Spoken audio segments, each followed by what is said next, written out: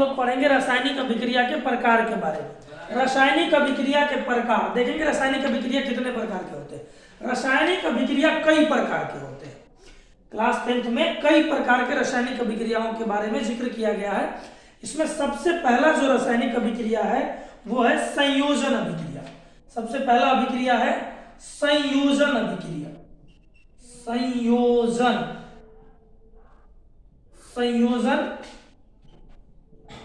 अभिक्रिया। संयोजन अभिक्रिया देखते हैं। संयोजन अभिक्रिया किसको कहते हैं? संयोजन अभिक्रिया को बढ़िया से समझ लेना है कि संयोजन अभिक्रिया क्या है। देखिए, संयोजन का मतलब होता है मिलना, यानी जब दो पदार्थ आपस में मिल करके नए पदार्थ का क्या करते हैं? निर्माण करते हैं, तो उसको हम लोग क्या कहते हैं? संयोजन अभिक्रिया कहते हैं। संयोजन का मतलब क्या होता है? संयोजन का मतलब होता है मिल जाना, यानी जब कोई पदार्थ दूसरे पदार्थ से क्या करेगा?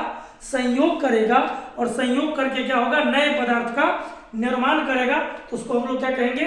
संयोजन अभिक्रिया कहेंगे। यानी भाषा भी देख लेते हैं इसका। जब दो या दो से अधिक पदार्थ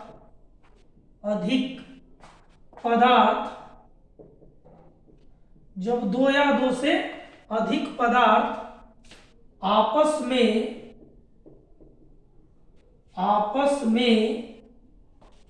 संयोग करके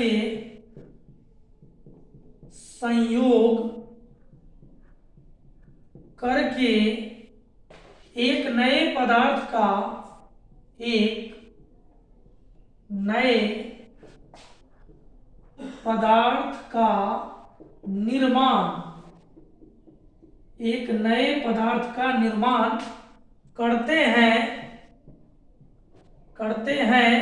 क्या कहलाता है? वो संयोजन अभिक्रिया कहलाता है। संयोजन करते हैं, संयोजन अभिक्रिया कहलाता है। संयोजन अभिक्रिया कहलाता है, यानी जब दो पदार्थ आपस में संयोग करके एक नए पदार्थ का क्या कर लेता है? निर्माण कर लेता है, तो उसको हम लोग क्या कहते हैं? संयोजन अभिक्रिया। मतलब गौर से समीकरण देखिएगा, कहता है दो पदार्थ आपस में मिल करके एक नए पदार्थ का क्या करता है? निर्माण करता है, तो उसको हम लोग कहते हैं संयोजन अभिक्रिया। जैसे एग्जाम्पल हम आपको बताते हैं। एग्जाम्पल है, दो पदार्थ आपस में मिलेंगे, तो सपोज करिए हम हाइड्रोजन ले लेते हैं H2 प्लस ऑक्सीजन ले लेते हैं O2 इक्वल टू, ये दोनों आपस में संयोग करके एक नए पदार्थ का क्या करेगा? निर्माण करेगा। यानी H2 plus O2 equal to क्या हो जाएगा? H2O, जल का निर्माण करेगा। यानी हाइड्रोजन और ऑक्सीजन आपस में मिलकर के किसका निर्माण करेगा? जल का निर्माण करेगा। समीकरण को संतुलित कर लेते हैं। पिछला क्लास में हम आपको कल बताए थे कि समीकरण को संतुलित कैसे किया जाता है। तो क्या करेंगे? इधर हाइड्रोजन दो है, इधर हाइड्रोजन कितना है? 2 है, तो हाइड्रोजन तो संतुलित है। ऑक्सीजन 2 है और इधर ऑक्सीजन कितना है? 1 है। तो ऑक्सीजन को बैलेंस करने के लिए यहाँ हम कितना से गुना कर देंगे? 2 से गुना कर देंगे। तो ऑक्सीजन हो गया 2, हाइड्रोजन कितना हो गया? 2 दूना 4। तो हाइड्रोजन को भी क्या करेंगे हम लोग? 2 से गुना कर देंगे, हाइड्रोजन भी हो गया 2 दूना 4। तो हमारा समीकरण क्या हो गया? बैलेंस। यानी क्या कहता है कि दो पदार्थ आपस में मिल करके एक नए पदार्थ का क्या करता है?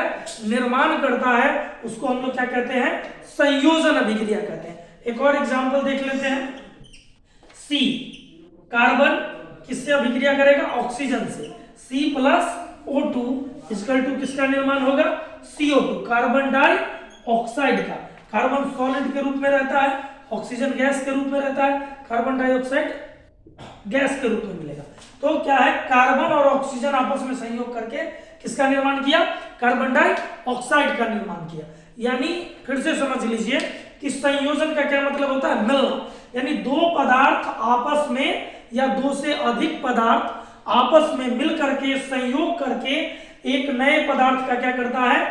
निर्माण करता है, तो उसको हम लोग क्या कहते हैं? संयोजन अभिक्रिया कहते हैं। चलिए अब दूसरा देखते हैं, काफी इंपॉर्टेंट अभिक्रिया है। दूसरा है हमारा वियोजन अभिक्रिया। संयोजन का ठीक उल्टा होता है। संयोजन का ठीक उल्टा होता है वियोजन अभिक्रिया। अगर आपको भाषा लिखना है तो आराम से बोर्ड पर से लिख लीजिए। दूसरा क्या है हमारा? वियोजन अभिक्रिया। चलिए वियोजन अभिक्रिया को हम लोग देखते हैं, हटा देते हैं इसको। चलिए इसको हटाते हैं।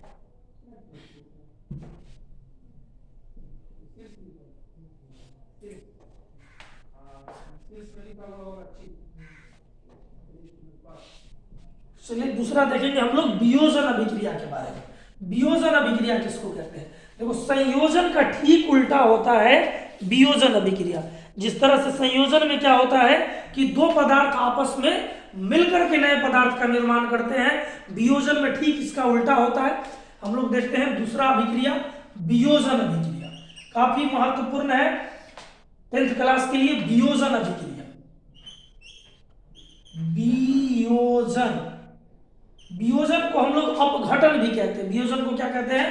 अपघटन, अपघटन, वियोजन या अपघटन अभिक्रिया।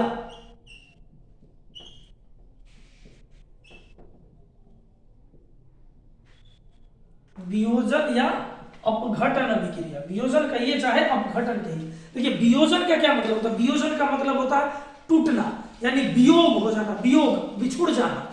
यानी जब कोई एक पदार्थ बना हुआ है, एक कंपाउंड बना हुआ और किसी कारणवश हम हीट दे करके या इलेक्ट्रिसिटी प्रवाहित करके किसी तरह से उसको तोड़ करके दो नए पदार्थ में क्या करते हैं? विभक्त कर देते हैं, बांट देते हैं, तो उसको हम लोग क्या कहते हैं? वियोजन अभिक्रिया कहते हैं। बात समझ में आई?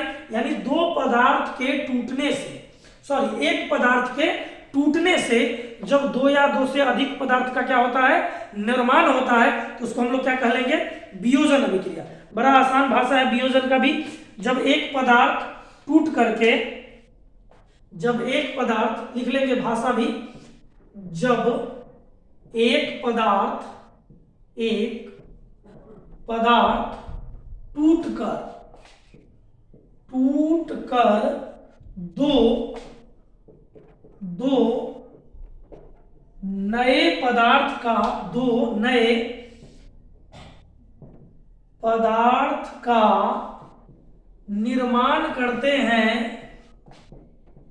निर्माण करते हैं, उसे क्या कहते हैं? वियोजन अभिक्रिया कहते हैं। उसे वियोजन,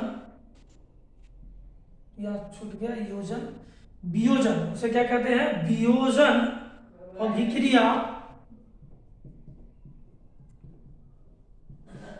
वियोजन अभिक्रिया कहते हैं। देखो वियोजन अभिक्रिया में सिंपल परिभाषा है कि जब एक पदार्थ टूटकर दो नए पदार्थ का क्या करते हैं? निर्माण करते हैं, उसको क्या कहते हैं हम लोग? वियोजन अभिक्रिया कहते हैं। यानी वियोजन में एक पदार्थ के टूटने से क्या होता है? दो नए पदार्थ का निर्माण होता है। हमसे देखिए वियोजन अभिक्रिया दो तरह से हो सकते हैं, एक उष्मा द्वारा अपघटन होगा और दूसरा विद्युत धारा द्वारा अपघटन होगा। जैसे एग्जाम्पल से हम लोग समझेंगे, कैल्शियम कार्बोनेट ले लेते हैं। कैल्शियम कार्बोनेट क्या हो जाएगा? एग्जाम्पल ले लेते हैं, कैल्शियम कार्बोनेट मतलब CaCO3। इसमें क्या करते हैं हम लोग? उष्मा देते हैं, गर्म करते हैं, हीट करते हैं इसको। जब CaCO3 को गर्म करते हैं, कैल्शियम कार्बोनेट को गर्म करते हैं, तो ये CaO कैल्शियम ऑक्साइड और प्लस CO2 कार्बन डाइऑक्साइड में बदल जाता है। CaO को हम लोग क्या कहते हैं? कली चूना भी कहते हैं, याद रखिएगा।